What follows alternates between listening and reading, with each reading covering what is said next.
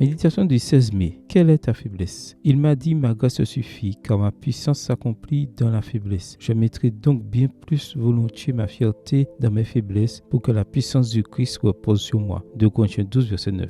Comme toi, j'ai déjà prié sans que les réponses de Dieu semblent positives. Plus encore, tu as l'impression qu'il n'entend pas ou qu'il ne veut pas répondre. Beaucoup disent avoir passé plusieurs années à prier pour un sujet sans que Dieu ne leur ait jamais répondu. Comme je l'ai dit dans d'autres réflexions, le Seigneur répond toujours aux prières, mais pas toujours comme nous nous y attendons. La bénédiction est qu'il répondra de la meilleure manière pour toi. L'apôtre Paul a vécu une situation similaire. Il souffrait d'une affection corporelle qui le faisait continuellement souffrir. Certains disent qu'il souffrait peut-être des yeux. Il avait été renversé de son cheval par une lumière éblouissante et était resté avec pendant 3 jours, jusqu'à ce que Ananias ne le guérisse. La Bible dit que quand il avait été guéri, sont tombés de ses yeux comme des écailles. Mais peut-être y avait-il des séquelles qui le laissaient dans une douleur constante. Le verset d'aujourd'hui fait suite aux 3 demandes que Paul formulait au Seigneur pour qu'il le délivre de ce mal. Cependant, même si la réponse qu'il a reçue de lui n'a pas été celle espérée, il a en revanche dit quelque chose de très intéressant. Ma grâce te suffit. Héritier d'une nature pécheresse continuellement tournée vers le mal, l'être humain doit toujours se souvenir que la grâce ne vient pas de ce qu'il fait, pense ou possède, mais de Dieu. Ton pouvoir, ta sagesse, ton argent, tes biens, ton éloquence ou ton influence n'y feront jamais rien. C'est uniquement par la grâce de Dieu. Tu as été sauvé sans mérite, mais dès que tu vas bien, ton esprit s'égare, créant des pensées de supériorité ou d'autosuffisance. Le Seigneur avait laissé à l'apôtre un aiguillon pour lui rappeler son humanité et sa dépendance afin que la puissance de Dieu se manifeste dans sa vie. Chacun lutte pour maintenir sa dépendance à Dieu. Dès que quelqu'un se détourne de lui, il prend un autre chemin. Quand la maladie, les ennuis et la détresse frappent,